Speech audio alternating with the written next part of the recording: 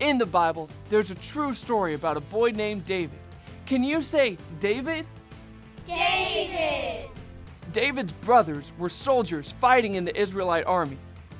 David was not a soldier, but he was a shepherd. One day, he was taking food to his brothers when he heard a giant named Goliath shouting from the enemy army. Every day, Goliath would shout for someone to fight him, but the Israelite army would run away scared. David told the king, "Now fight Goliath, God will help me." The king put all of his armor on David, and David tried walking around in it, but he wasn't used to the armor. So David took it off because he knew that God would help him.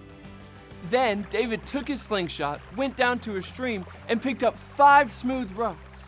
Boys and girls, can you pretend to pick up 5 rocks like David did? Count with me. 1, 2, 3, 4, 5. That's it. Now the giant saw David and shouted mean things at him.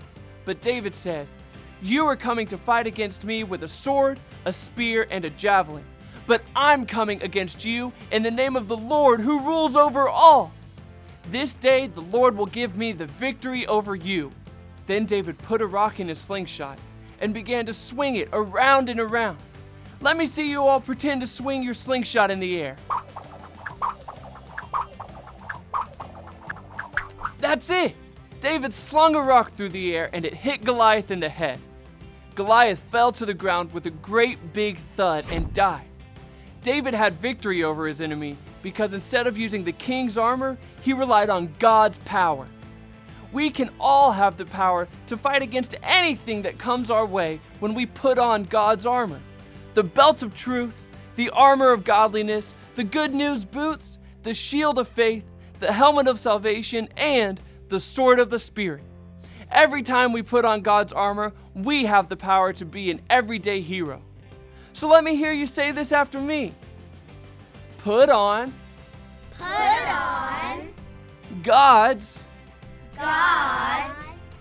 armor. You've got it.